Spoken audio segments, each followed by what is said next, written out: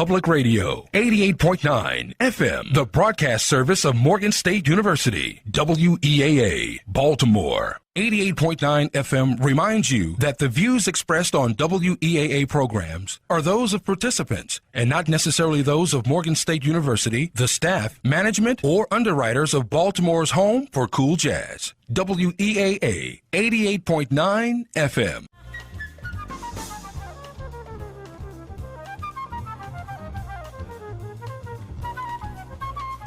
Welcome to Keep It Moving with Marsha Jews, WEAA 88.9 FM, the voice of the community. Wow, yesterday I was struck by the death of Mayor for Life, Marion Barry.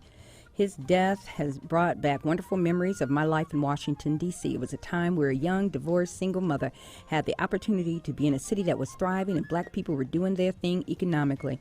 A time when your intelligence truly paid off. A time when we as citizens had the opportunity to talk with the mayor in the oddest places and then see the effort of that discussion.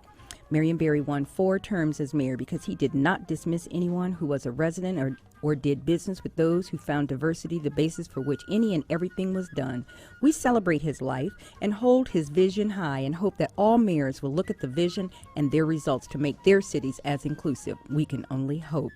Tonight's show is filled with music. I love it. We open with the legendary George Clinton and move into reggae with Fritz-Earl McLymont discussing their upcoming Reggae Festival in Kingston, Jamaica.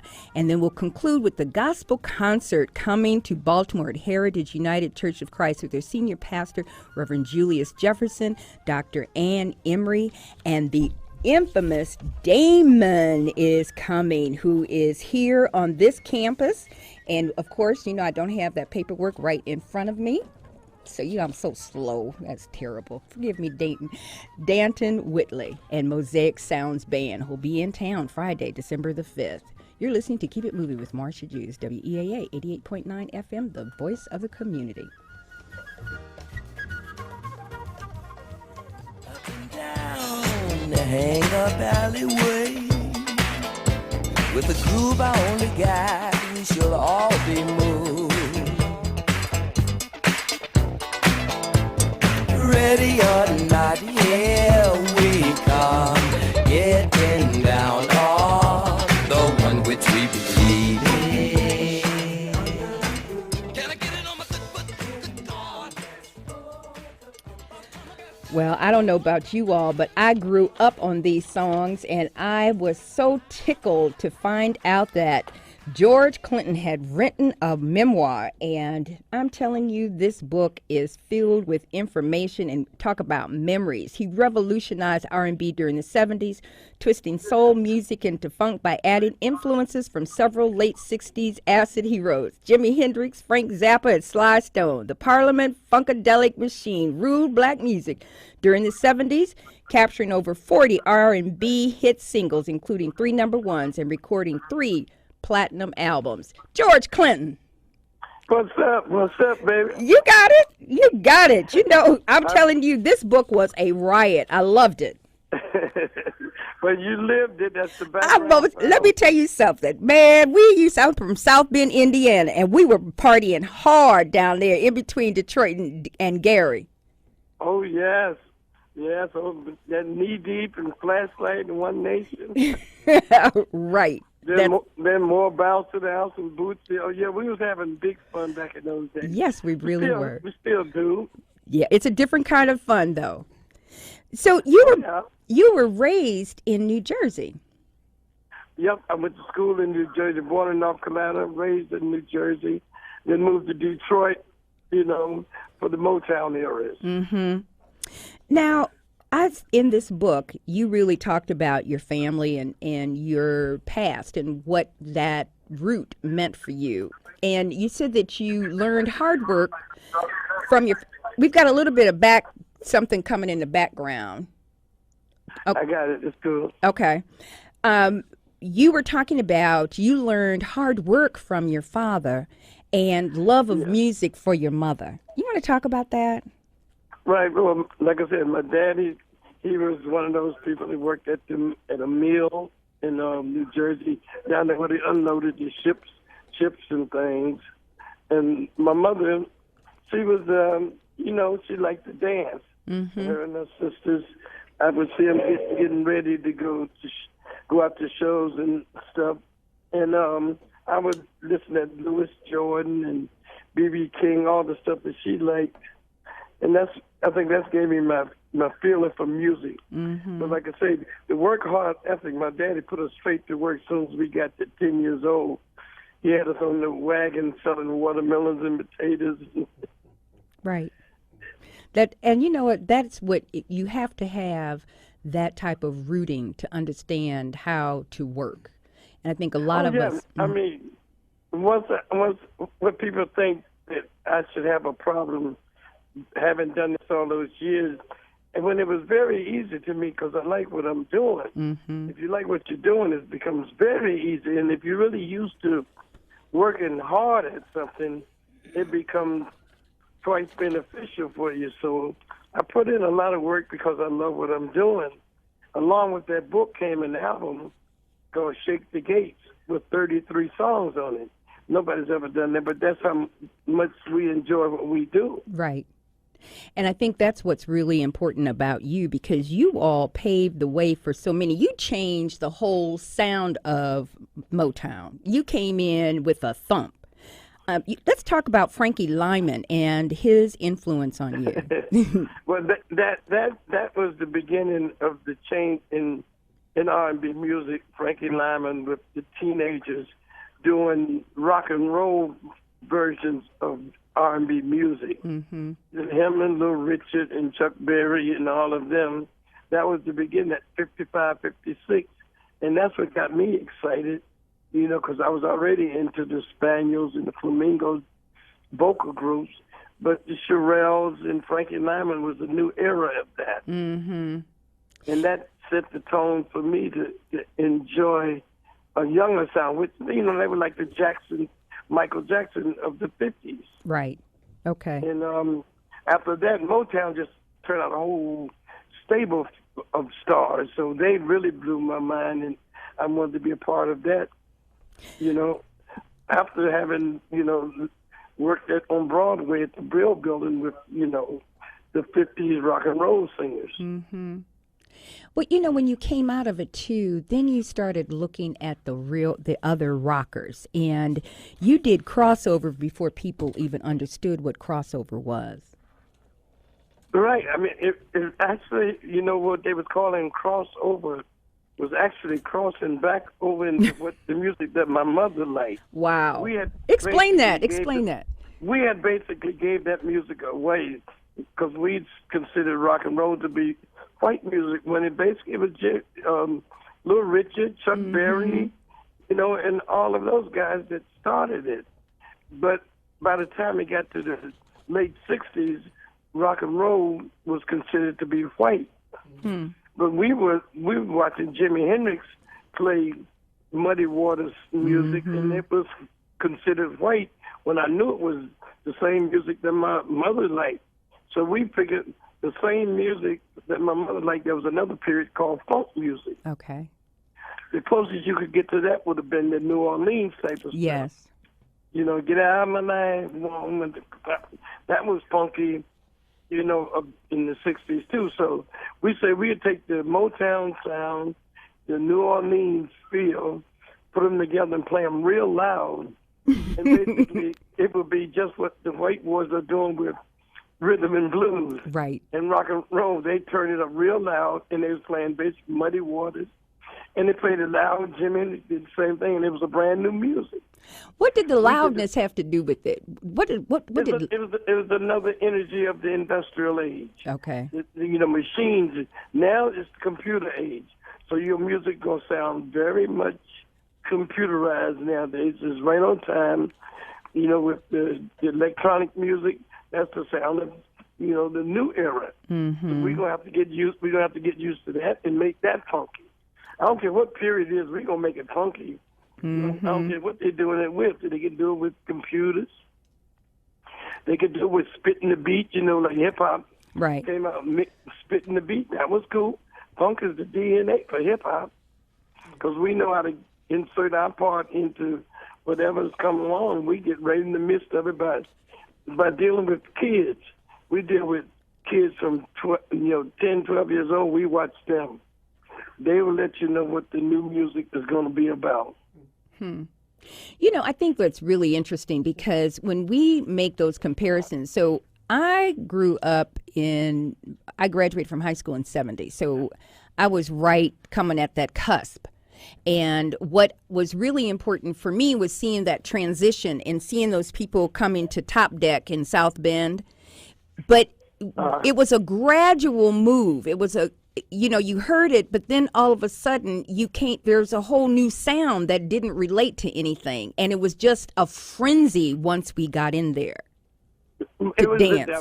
That's what kids do to me. Kids change it. In the 50s, when Frankie Lyman and them hit the scene, I remember my mother and father, everybody said, "What is he talking about? What is Little Richard talking about? Right. Bop, bop, and bop, the bop, bam, boom." What that mean? They ain't saying nothing. It was destroying the ink spots and the platters. They were destroying what their concept of what R&B was. Motown made it, they revolutionary music, but it was like accepted by everybody. It was beautiful, strings and bass and everything. So theirs was like a pleasant change. And then here we came along with Funkadelic, rowdy again, loud guitars. People say, why are they so loud? That's what happened when we go to the Apollo. It was like we was too white for black folk because they thought of rock and roll as white. Wow. And then we was too black for white folks because there were so many black people on stage. But the people that liked us grew slowly, black and white. So consequently, our audience now can be in their 80s, black or white, or they can be in their 14 or 15. And everybody pretty much agrees that funk is something to be dealt with. Even in hip-hop, hip-hop used it their own way.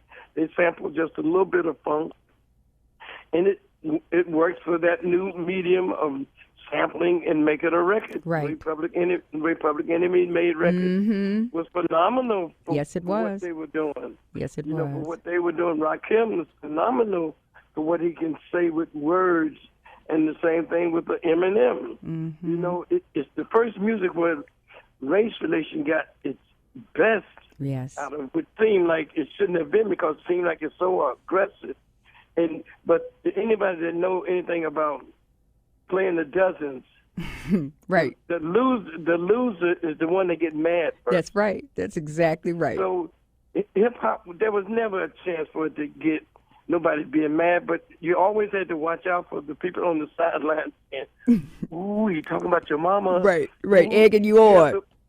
You have to watch out for the peanut gallery. Right. That's what we call them. And you got to watch out for them anyway, just because. And that's what happened with hip hop. Everybody was saying, "Ooh, they're gonna fight. East Coast, West Coast gonna fight." They were doing nothing but playing the dozens and getting paid for it. That's exactly right, and getting big money.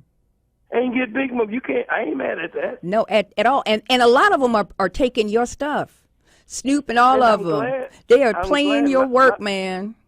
I'm glad they did, but my problem is with the publishing houses, like Bridgeport Music, BMI, Universal, the people who took the money from them, supposed to pay us, and never paid us either.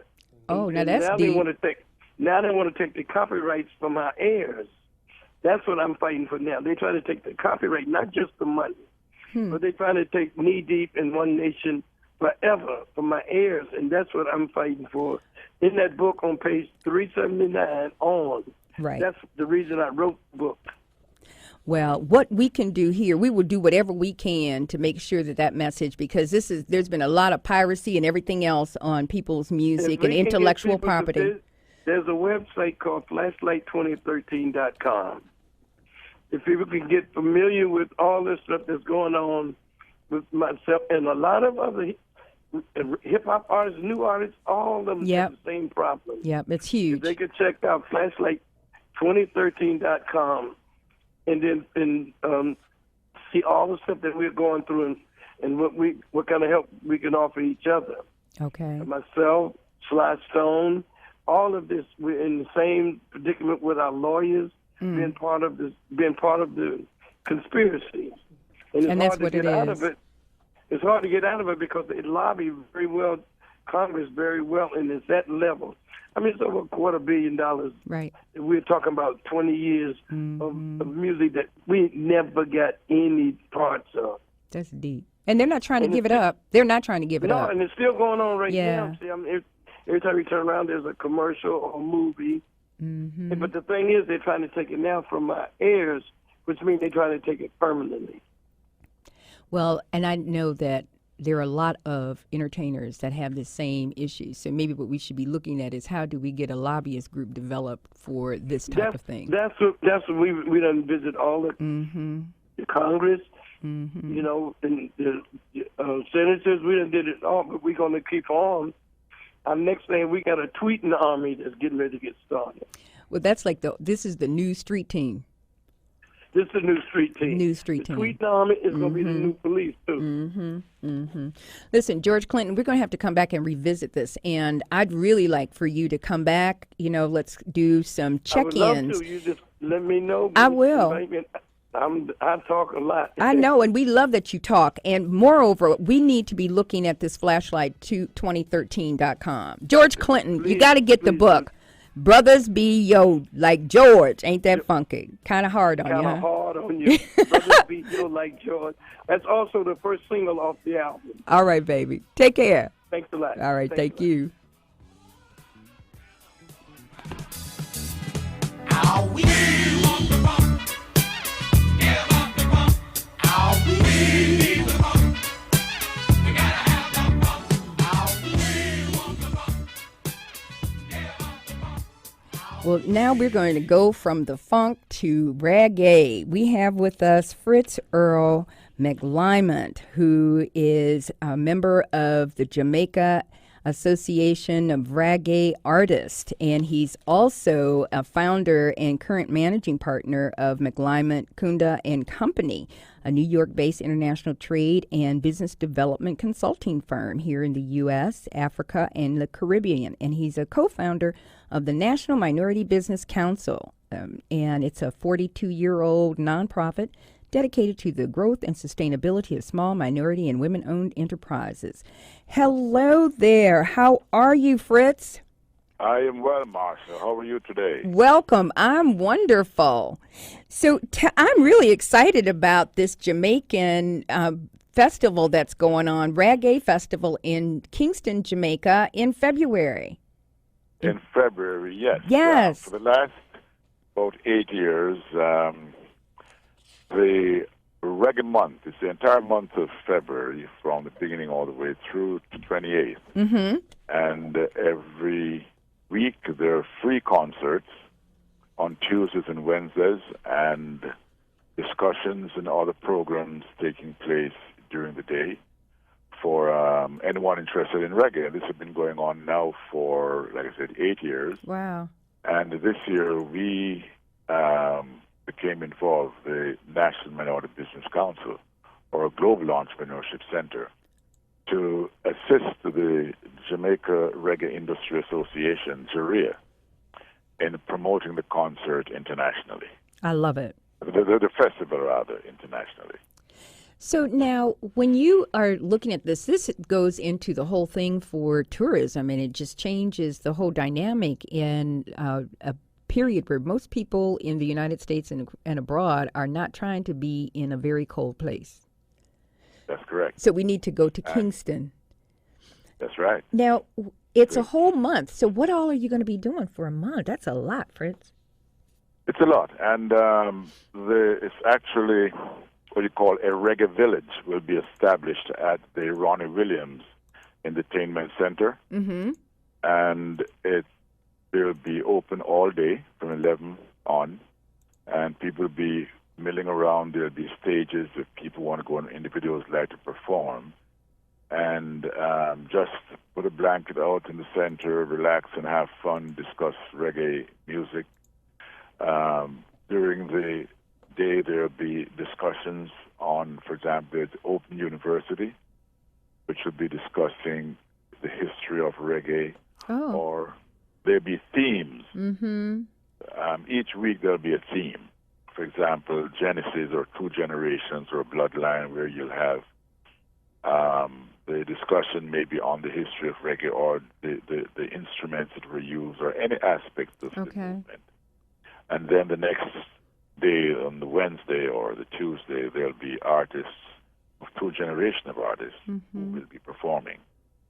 And now 1 week it will be progression. We'll have rising talent and established international talent, the progression of both. The last week there'll be what we call Reggae Runway, which will be music, dance, and fashion. So there'll be a range of attractions all centered around the music. Oh, that sounds wonderful.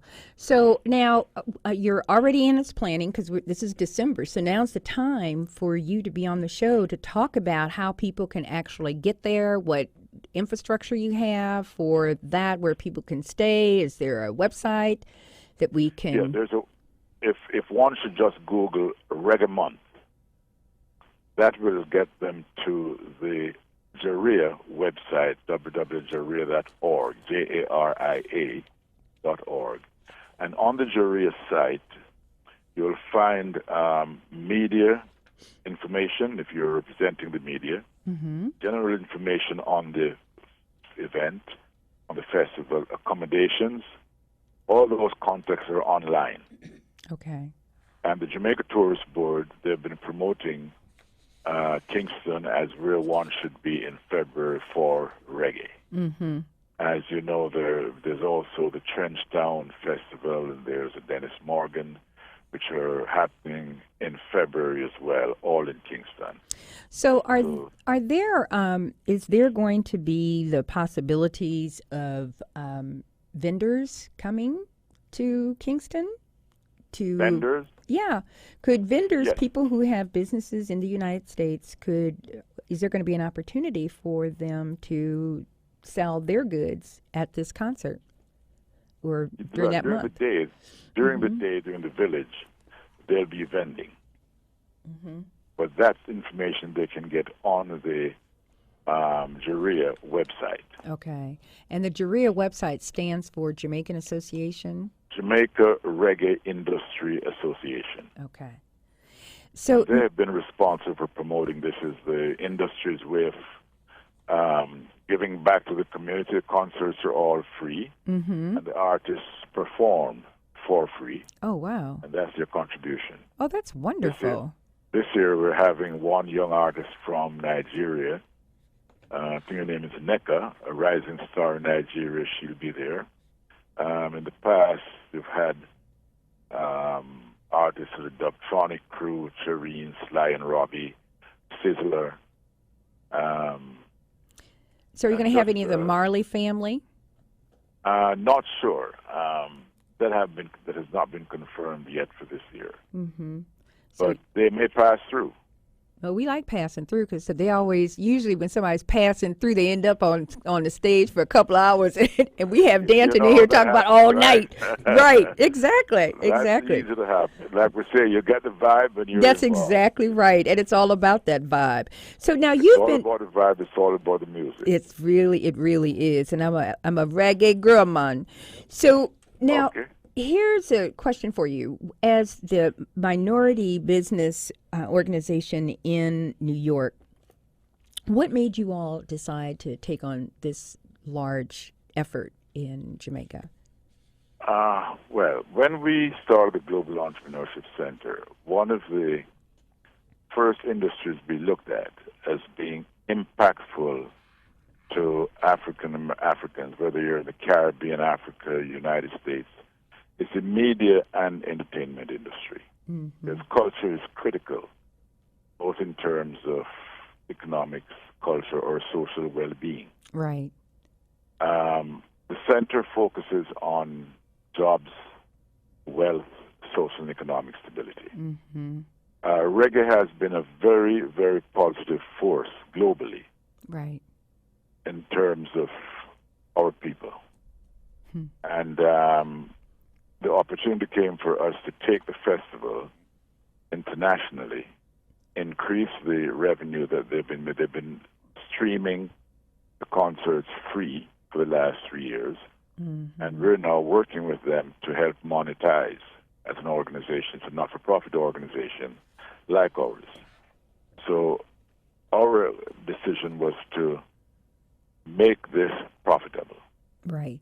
to the organization and to the individuals involved And to the in nation. the presentation. Right. And I think it's really interesting that you owned and operated a chemical specialty manufacturing company. And now we've made this dramatic change to music. And I just love it. I just love it. So you're transferring those skills. Yes. Yes. And it's the business, like we say, the show business. I tend to look at the business side of it. And I think that's important internationally. Right.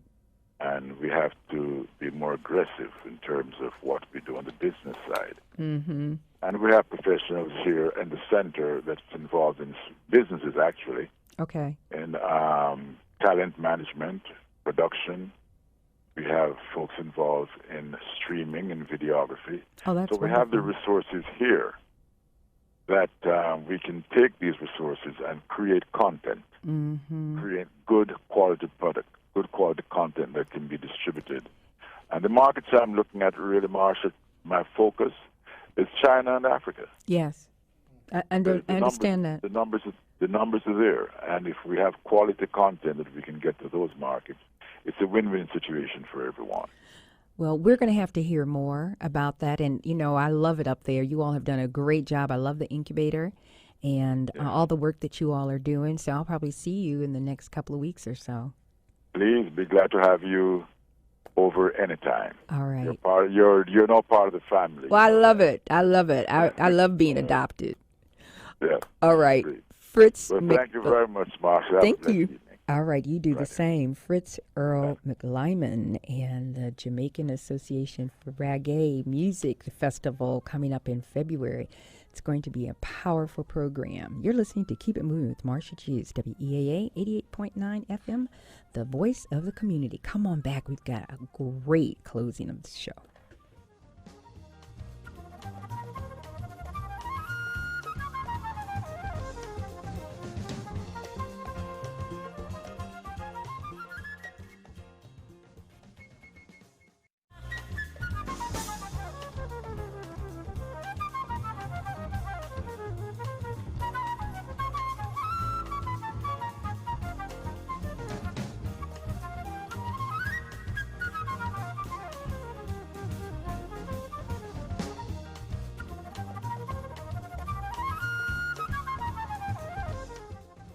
So much has been written about Marion Barry Mm-hmm.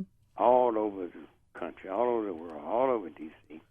But mostly what it dealt with, the what of Marion Barry. All right. I was four-term mayor of civil rights activist. That's the what. But what about the who? Mm-hmm. The who. Who is Marion Barry? Right. What motivated him to do what he did? What role did God play in his life? What role did his mother play in his life? And I have overcome some incredible odds being born poor and black in the Delta of Mississippi. My mother and father, when I went to the third or fourth grade, they were sharecroppers. Work all year. Chopping cotton, picking cotton, other kind of farm stuff. Only end up with a couple $1,000 net at the end of the year. I mean, that's a horrible existence. My mother got tired of it. Right. When I was 8 years old, my father still wanted to stay on the farm, and she just left. Took me and my two sisters. She just said back then, I'm done. I'm not doing this. Yeah, she said, I'm going. Mm-hmm. And in fact, again, it's my mother that seems to have had kind of impact I didn't realize at the time. Because she told me later stories. When she was a domestic, she refused to go to the back door. She lost a lot of jobs doing that. She refused to be called Maddie rather than Miss Cummings. She lost a lot of jobs because of that. But I suspect a lot of that kind of courage, that kind of attitude about who you are and where you are came into my being. Since I was a son, a lot of the DNA and et cetera, rubbed off there. So therefore, I could fight my way out of poverty. Right. I can give people some hope that it's not where you were born, it's what's live within you. Did your mother tell you this is how she was thinking or feeling? Did she share those experiences with you all? Yeah, later. She didn't, and not at the time. Okay. But a little bit later. Because I was 8 years old when she went to Memphis, so I must have been about 10 or 11 when she was working in white woman's, white man's kitchen as a domestic worker. That was, at that time I didn't understand it all because I was must have been 11, 12, 13 years old. Had no idea what she was talking about. Right. Except factually. But looking back at it, it had to have a tremendous influence on me. You know, my mother, I used to carry the morning paper, the evening paper, bag groceries, any ways to make an honest dollar, sell rags, sell pop bottles, etc. And on Friday, I'm supposed to collect the money for the paper. And too often, everybody wouldn't pay. Right. And my mother would take her meager money to get made all week and give me $15 until that weekend. Money she could have needed to do something else.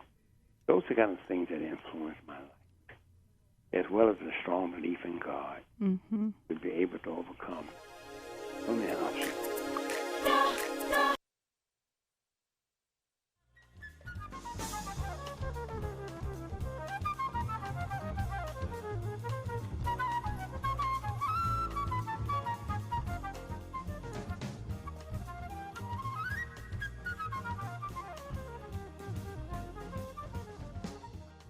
With some of the most amazing and anointed singers and musicians all over the DMV. We have producer Tyree Brown. We have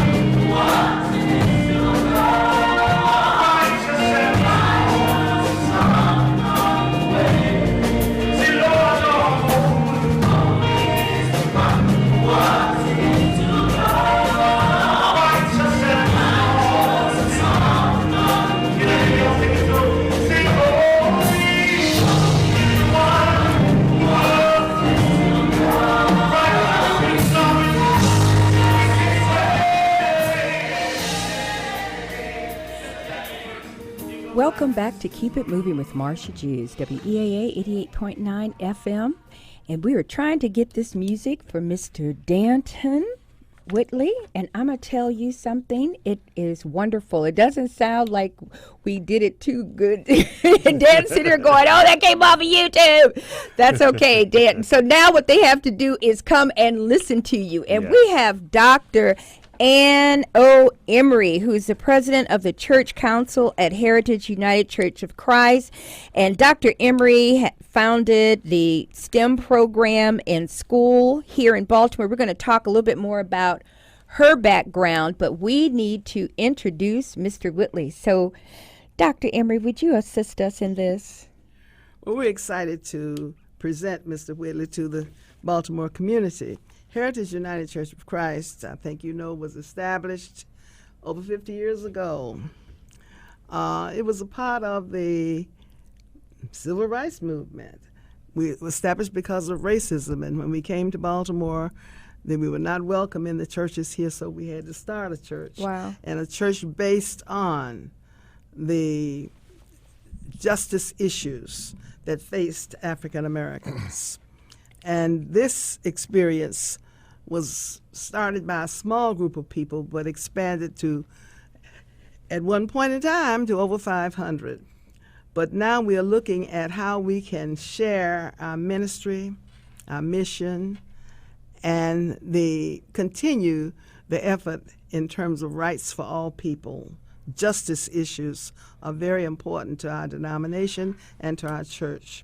So Heritage United Church of Christ will present a gospel extravaganza on Friday, December 5th, 2014, from 7 to 9 p.m., and we are honored to have Mr. Danton Whitley and the Mosaic Sounds Band perform for us and for this community. That sounds wonderful. And so we have Mr. Whitley here with us in the Yes. studio, who is also getting his graduate degree Yes, I in am. vocals, correct? Here at Morgan Here- State University. We love it. We love Yes. it. We love it.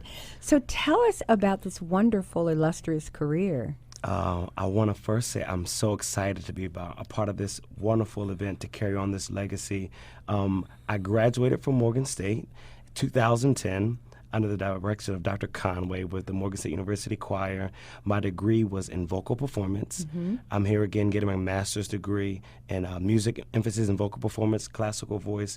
I started my own music entertainment company, Mosaic Sound Entertainment, and the group is a branch off of that company. And we combine all different styles of music, whether jazz, African music, classical music, opera, gospel, to present a picture-perfect image of Jesus Christ to the world. Oh, we love that. Yes. And so what made you go and stay in gospel? I was raised Church of God in Christ.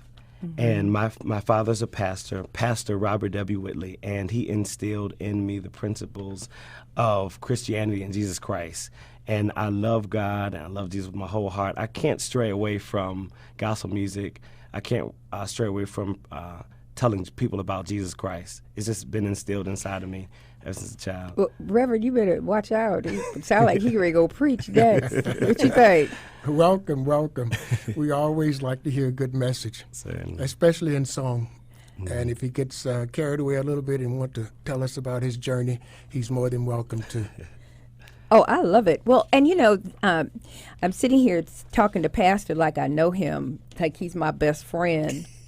But Pastor Reverend Julius Jefferson is a senior pastor at Heritage United Church of Christ, and he was born in New Orleans, Louisiana, and went to Southern University. That's okay. Even though you were down there, you could have gone to Dillard or something. We won't talk about that.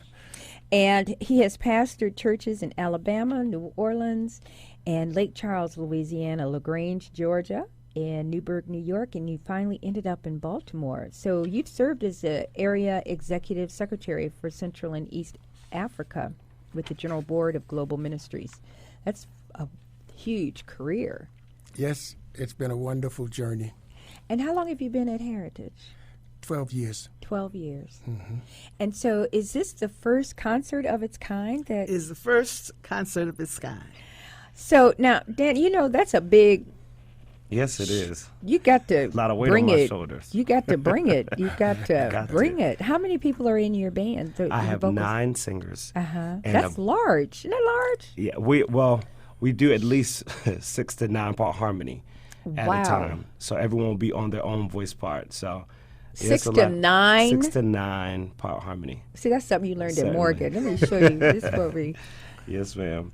Oh, I love First it. soprano all the way down to bass baritone parts. Yeah. So everyone's in for a treat to hear the awesome ministry that is Mosaic Sound. Mm-hmm. And I wanted to share the name with the Please meaning do. of the name. I was sharing earlier with them that the first part of Mosaic Sound, the first meaning is that a picture made out of broken glass, a stone, that's a Yes, mosaic. yes. Our endeavor is to bring together the different genres, jazz, classical, gospel, to bring them all together to present a picture-perfect image of Jesus Christ. That's the first meaning of Mosaic Sound, collaborating different genres and styles. The second meaning is I was told years ago, prophesied years ago, that my music would be to nations what Moses was to Israel, Wow. a way out of their bondage into their place of destiny and promise. So it would be a Mosaic Sound. So that came to you? Those words? Mosaic Sound. That's deep. Yes, ma'am. You know, a lot of people prophesize in parts, too, and understanding that. Oh, go. Tell my daughter. You 'cause preaching too. I don't She know. ready to But preach. Sandy's the preacher. I'm just here on the sidelines, but Sandy's going to be the preacher. Okay. So, Dr. Emery, you are a music aficionada. And so what made you decide to do this at such a large magnitude? Well, you look at the changing dynamics in the church. Mm-hmm. You look at the changing population in the church. Okay. And you look at ways of addressing the needs of all of those people. And while we came up in an era of spirituals and that kind of thing in hymns, maybe it's time for us to look at some new ways of also receiving the gospel. Well, and people receive things in a different ways. Absolutely. And sometimes we do have to reach people where they are. Absolutely. Right?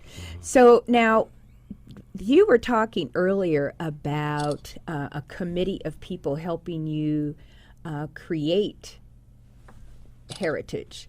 Let's revisit Heritage's beginning and what was going on there when you all created this church. Well, when we came from New Orleans to Baltimore, we were members of the Congregational Church. Okay. And at that time, there had been an official merger between the Congregational Church and the Evangelical and Reformed Church. Mm. And we thought that because that merger had taken place, we would be welcome at all churches. But when we got to Baltimore, we found that we were not welcome in the ENR churches. And trying 3 different churches, finally my husband said, well, I'll start my own. And he went to Washington to get support and permission. And there was 10 people who helped him.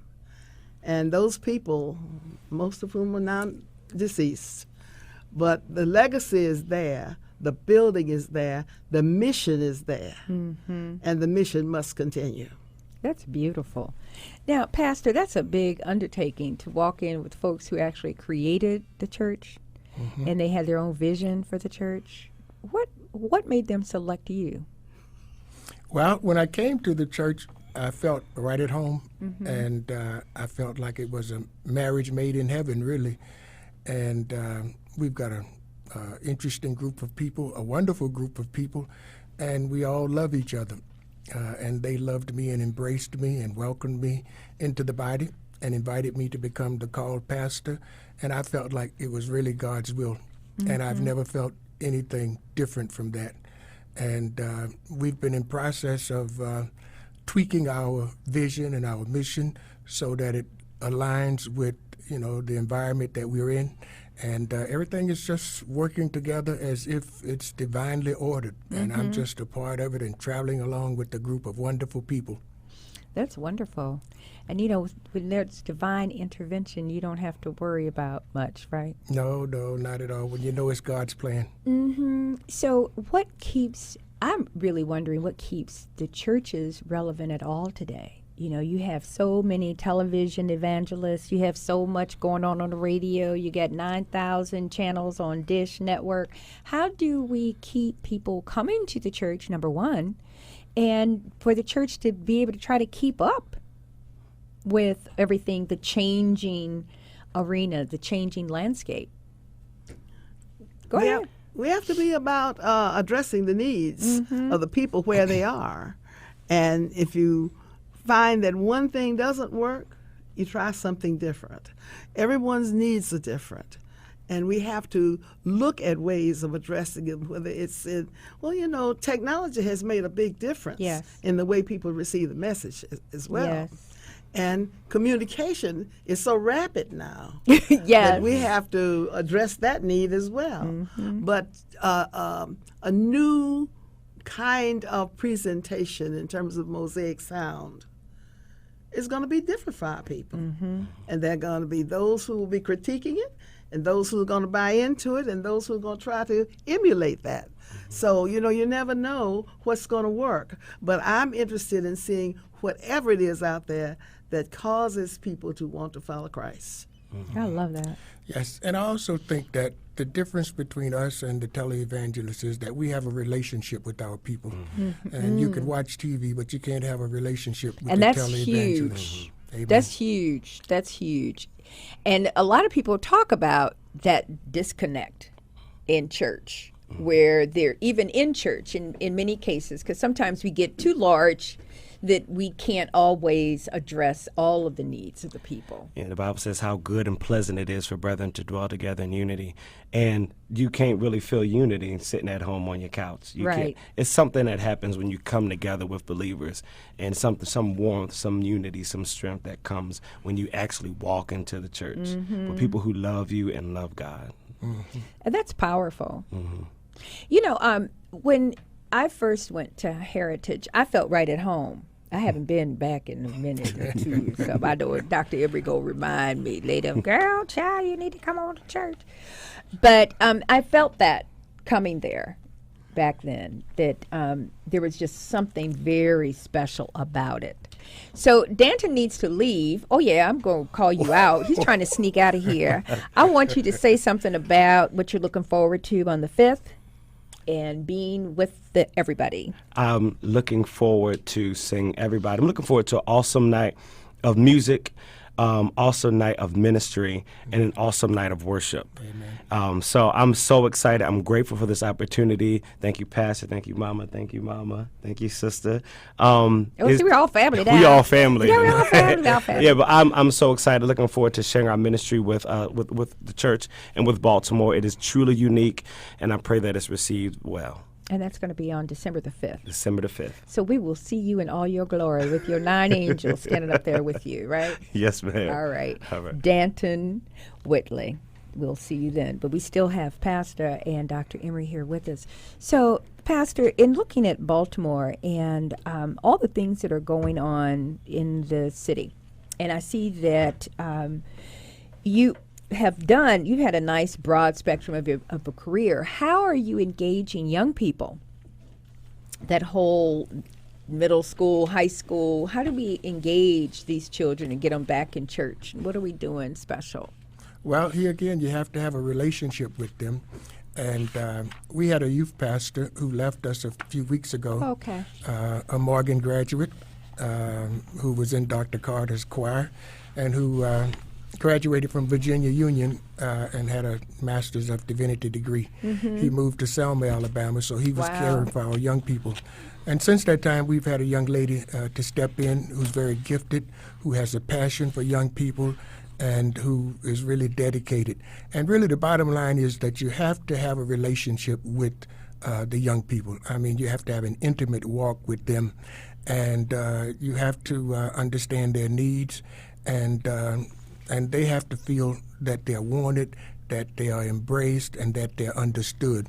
So we're working on those things, and we have a nice core of young people. As a matter of fact, we have almost an all-boy core, and they're asking for girls, so we have to... Wait a minute. Pastor, I think you need to rephrase that. Well, they want some girls in the church with them. Yes, so it's all the students from the school. Well, we have always had a heavy male population. For some reason, even when my children were growing Right. up, it was a heavy male population. We've never had a large number of girls in that church. We have one girl. Really? And all of these young boys. That's interesting. But she goes right along with them now. They don't get too far ahead of her. But they may want others, so it may well be. And as president of the council, my job would be to find a way so that we could infuse relationships. At one time, we were sharing with other churches in terms of some of our ministries that were exciting. And it may come to that now that we need to look at other ways of making sure that we are addressing the needs. But we do have programs that bring girls in there. As a matter of fact, we did after high school, about a month or two ago. We had 60 children in there, most of whom were girls. Wow. And they are students at the community college in the Upward Bound program, getting ready for our college preparation. Yeah, you still do the college tour? We're going to go on the college tour in April. I love it. You've been doing that 20 college, years. I was going to say, for a long time. And I think that's powerful, because there's nothing like a child putting their feet on the ground of a campus. That's exactly right. As a matter of fact, on yesterday, we had a wonderful concert, a jazz concert, that's going to support this thing so that our children don't have to pay the full cost of what it means to go get on a bus and stay for a week and be housed and fed and entertained. That's a powerful exchange, though, for the children. What universities do they go to? Well, there is no historically black college that we have not visited between. I know they go to Tuskegee. Between Maryland and Louisiana. We've That's a been long all the way stretch. down to Southern. We've been to Dillard. We've been to Xavier. We've been all the way up. We've been to Jackson State in Mississippi. We've been to Alabama. But we want them to see things like the Rosa Parks Museum in Montgomery. And we take them to the Birmingham Suffrage Museum where you had the little girls who were killed at 16th Street Baptist Church. Right. And then we do get Tuskegee, Marsha. I know you do. But we don't linger there. We go on up to it. We go to Only because Auburn. they probably said, okay, Dr. Emery, thank you. Because she would linger. We go to Auburn, University of Alabama, schools in Atlanta, and all the way up. So we usually stop in North Carolina. That's great.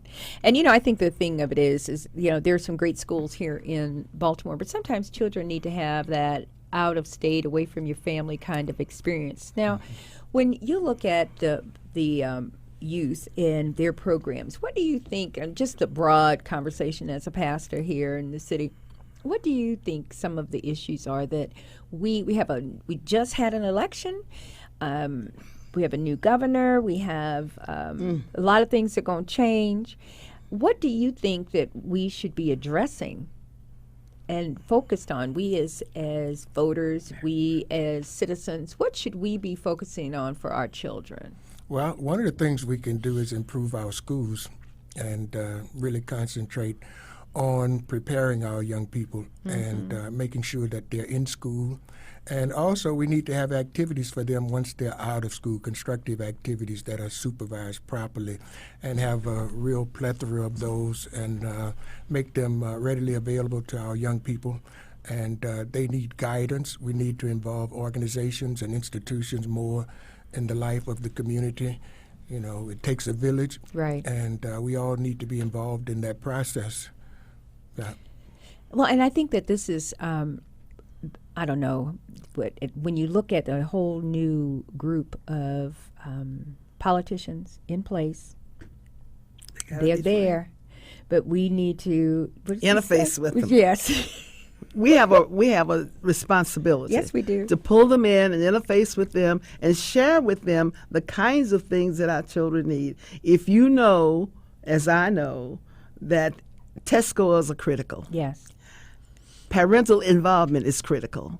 All of those are things where the church, the home, and the school can work together to improve the circumstances for our young people so that we don't get criticized in saying we have the lowest test scores in the state.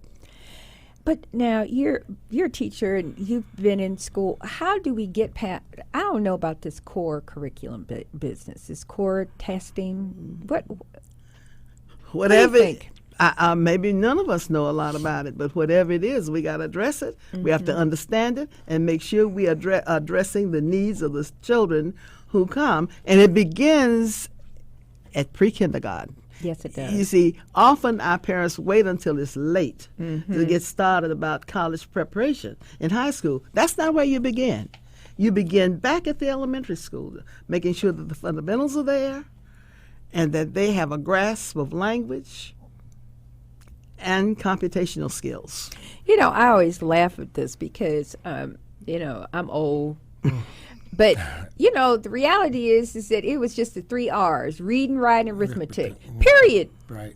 Period. And we all did exceptionally well. And you had no other option. Everybody could read. What happened to that? I don't know what happened to that. I mean, it's so obscene. Well, I'm not sure, Marsha, that you have the same parental involvement. I'm not so sure that all of our homes are providing everything that the children need. I think that sometimes we depend on schools too much. Depend on schools too much? What do you mean? Well, when you have to think about children not having library cards, children not participating in community resources that are available, when you have only the school that's trying to do that, it makes it very difficult. So you need the entire cadre of parent, school, and community. Okay, so Dr. Emery, can you read the information on that poster and let us know how to get tickets? Yes, ma'am. On Friday, December 5th, 7 to 9 p.m., Danton Whitley and the Mosaic Sounds Band will be at Heritage United Church of Christ, 3106 Liberty Heights Avenue. Tickets are $30. No, you can't mention price, but go ahead. Go ahead. How to get them? That's all right. Go. How you get the tickets? You can get the tickets by calling 542-1204. 410-542-1204. Or you can go online. Right? At www.heritageucc.org. Okay, Pastor, any closing remarks? Well, one thing I didn't say that I think is very, very important, and that is that we're going to have to deal with poverty in order to really, really make things right for our young people. And we're interested in trying to really launch a ministry directed towards single moms and who are trying to raise a child and embracing them and working with them. And we have too many of those. Amen, we do. Thank you. You're welcome. All right. Listen, this has been a very interesting discussion. Thank you, Dr. Emery. Thank you very much for joining us, Reverend Jefferson. And you're listening to Keep It Moving with Marsha Jews. A huge thank you to our listeners, our guests, Operations Manager Mike Middleton, Engineer Andre Melton, Meredith Leon McCormick. And to learn more about our upcoming shows and guests, comments, we ask you to please subscribe to our newsletter, Keep It Moving, marshajews@gmail.com. Like us on Facebook, follow me on Twitter. Thanks for listening. This is Marsha Jews. Tune in next week to WEAA 88.9 FM, the voice of the community. Until then, keep it moving.